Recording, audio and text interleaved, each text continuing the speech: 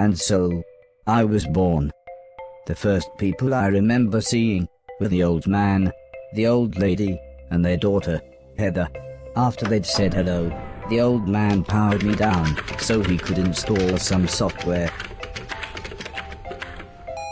I could tell they were nice people. The old man didn't give me a silly voice or stupid personality. And the old lady didn't dress me like a clown. Although for some reason, Heather really didn't like me.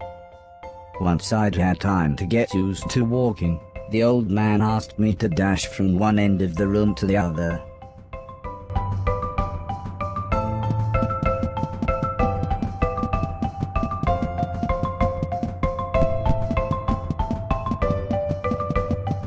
Next, the old man spent a couple of hours building some wooden platforms. He said he wanted me to jump up them, but I must admit, I was scared.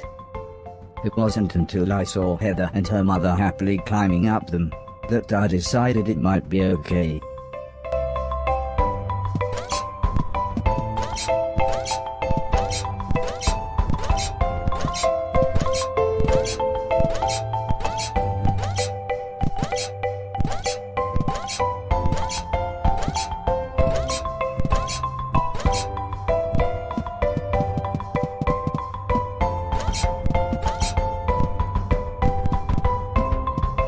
The old man then rearranged the platforms. He told me to try to reach the other end of the room without touching the floor. Heather said the floor's made of lava. But when I smiled at her, she just frowned and looked away. The old lady arranged some pillows and blankets. She said it was in case I fell, but I think she just wanted it to look more like lava.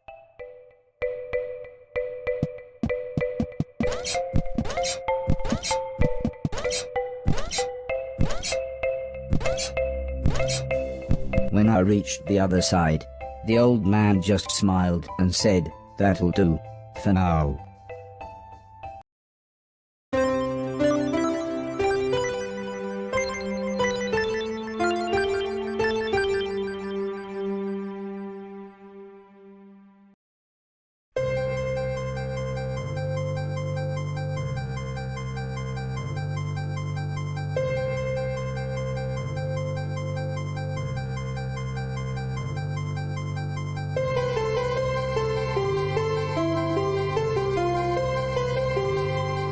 couple of days after those first lessons, the family had a big meal, and I was introduced to everyone else.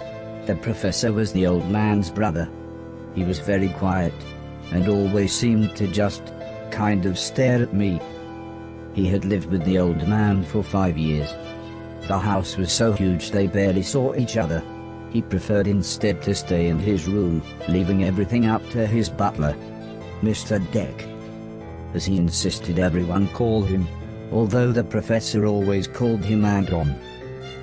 For a while, he called me a yellow bastard, but the old man made him stop, as he thought it sounded racist. Mr. Silton was the old man's driver.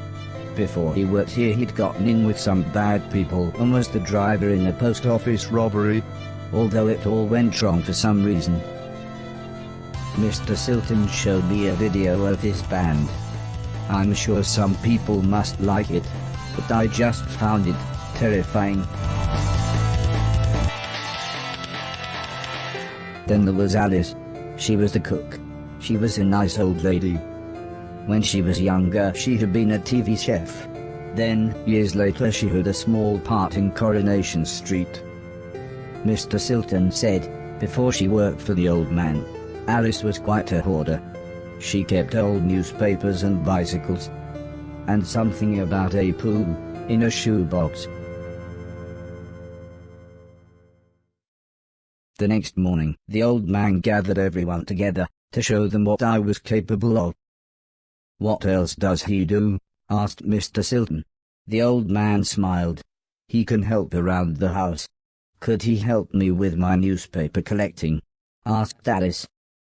"I'm not sure that's a good idea," said the old lady, "but he can do all sorts of jobs." "Yeah," said Mr. Silton, "shove a stick up his ass and he can do Deck's job." Now, said the old man, "we have company," pointing to some important-looking people. 2 large men, both called Gary, set up what the old man referred to as lasers. He said again, I should try to get from one end of the room to the other, but I shouldn't be worried, as I had a special chip which meant no matter how damaged I was, I couldn't die. He said it was like infinite lives in a video game.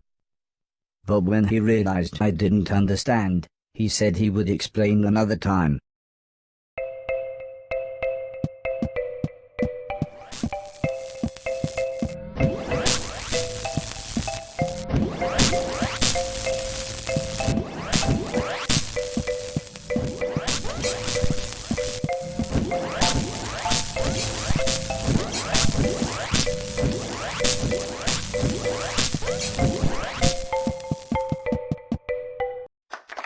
Everybody clapped, except the important-looking men.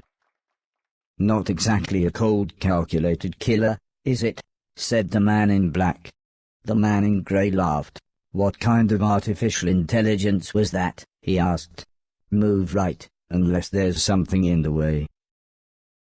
Okay, said the old man. He turned to me and whispered, "They're going to make it quite a bit tougher, but I'm sure you'll be fine."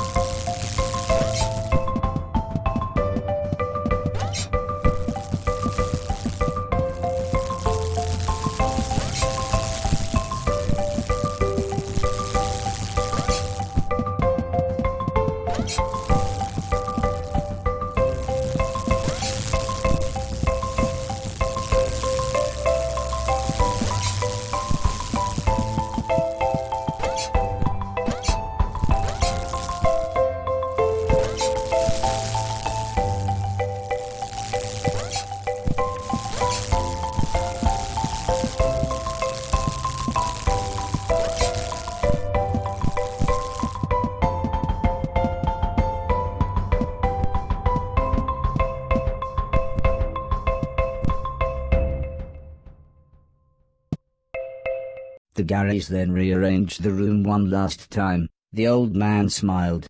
Now, there's no need to look so glum, he said.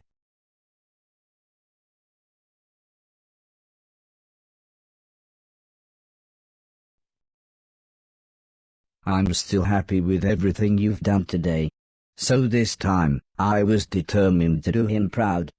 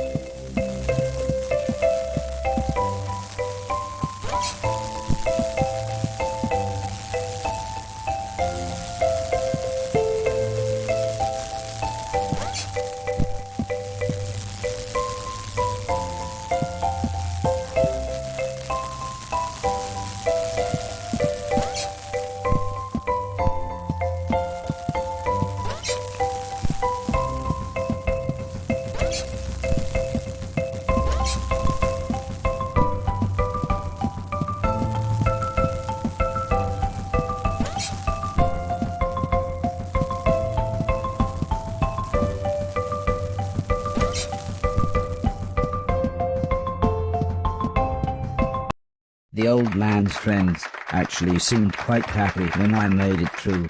We might have a winner after all, said the man in black. It's no Killbot 3000, but you can almost see the fire in its eyes. A couple of days later, the old lady said she had a surprise for me, my own room. She also wanted to play me some music. I wasn't sure after what Mr. Silton had shown me.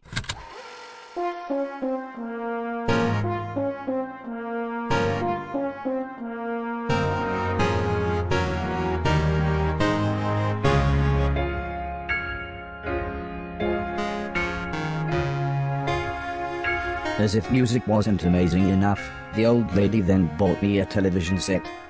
I couldn't believe what I saw. I watched everything I could. Comedy, drama, horror, sci-fi. Anything anyone wanted to watch I would happily watch with them. Then one day, the old man set up a small box. He plugged some cables into the television and said, "This is what I meant when I said video games." I played games at every chance I could. I took on everyone. I was unstoppable. I had enjoyed music, film, and television. But to me, video games really were the highest art form.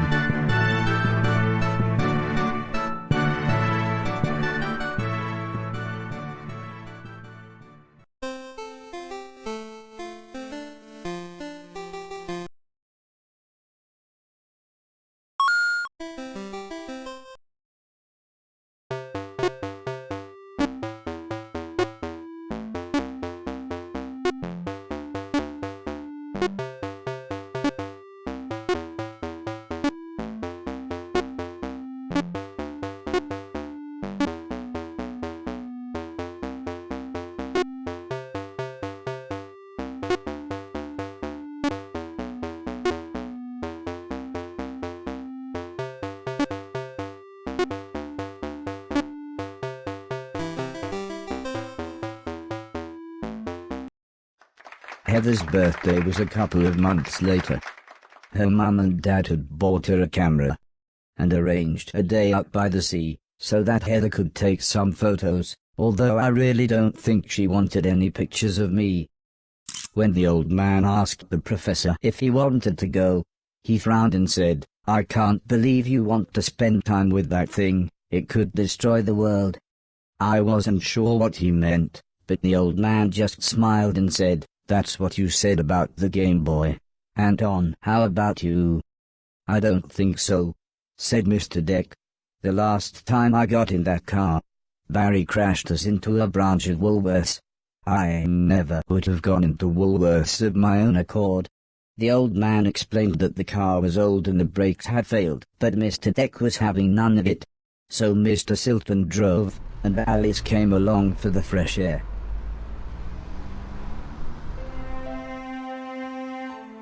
I enjoyed being outside. Although, the old lady kept telling me to be careful of the rickety old walkways. It felt like she was telling me off, but I think she was just concerned.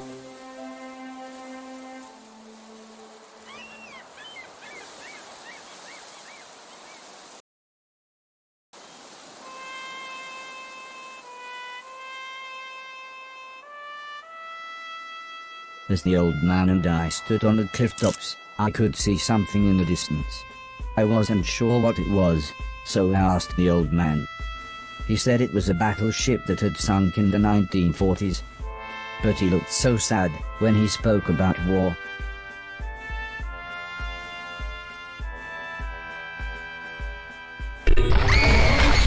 I didn't see what happened, but the metal platform Heather was climbing on had collapsed. She was safe, even if the rocks she was on looked very dangerous. The tide was rising, and we didn't know how long the Coast Guard was going to be, so I offered to climb down and get her. The old man agreed, but said I should be careful, as Heather doesn't have infinite lives, like I do.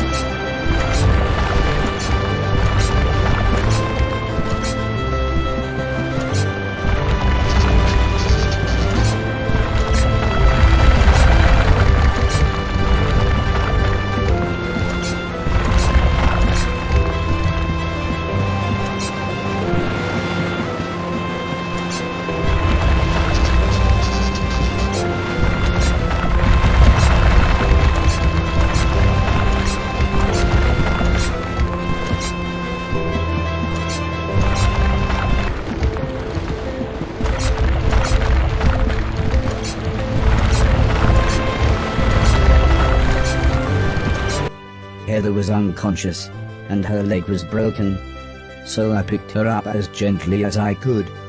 I decided it would be best if I didn't run the rest of the way.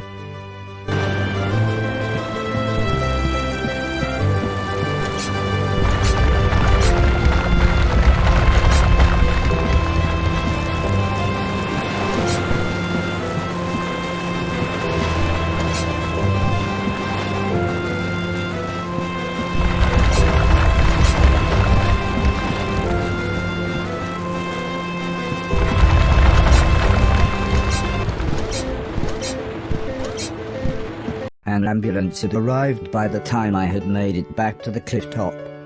The medics made sure Heather was okay, and then took her off to hospital. A few days later, we all went to see how she was doing. She was fine, but would have to wear the cast for a couple of months.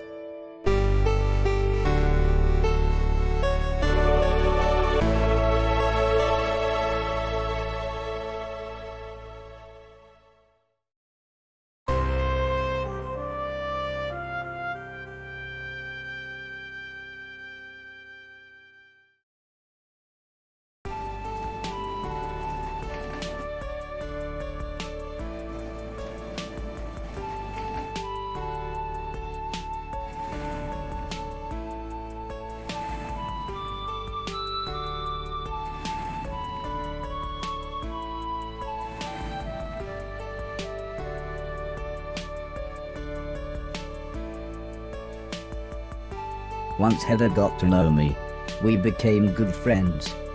We enjoyed the same films and TV. She was also annoyingly good at some of my favorite games. After a while, she became very interested in how I worked. Soon she knew as much about me as the old man did, if not more.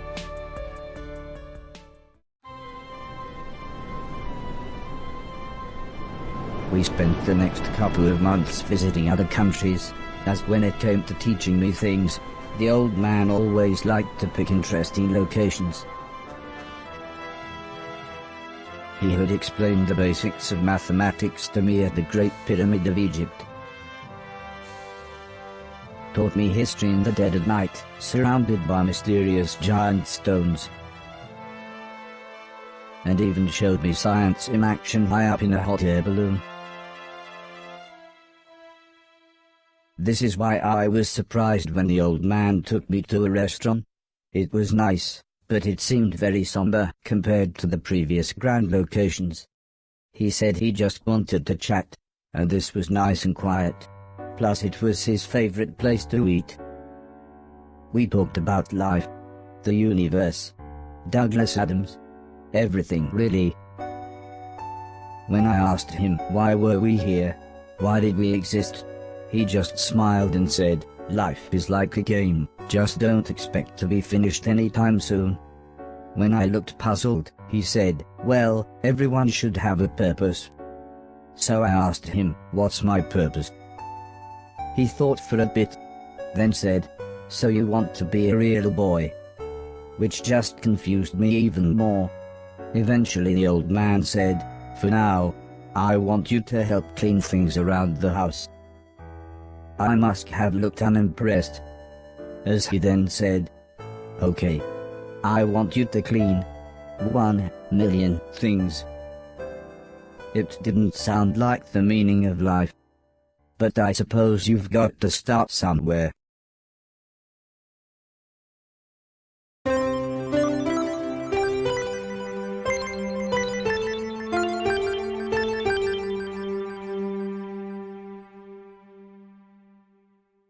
The next day, the old man said he wanted to install some more software, so he powered me down.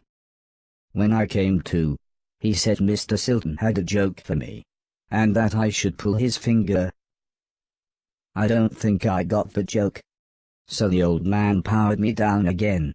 This time when I pulled Mr. Silton's finger, I got the joke. But it wasn't very funny. The old man then explained that he had installed a special chip which allowed me to clean away anything that was broken. He said it also tells me how many things are nearby, and how many smaller things are in a bigger thing. It all sounded very complicated, but he said all I really had to do was pause, and it would bring up all the information I needed. He then said he wanted me to find and clean all of the items in the room. He told me there would be some chains to climb, but that would be nice and easy, as I just had to press up. He then finished by saying, when I had collected all the items, I should come back here.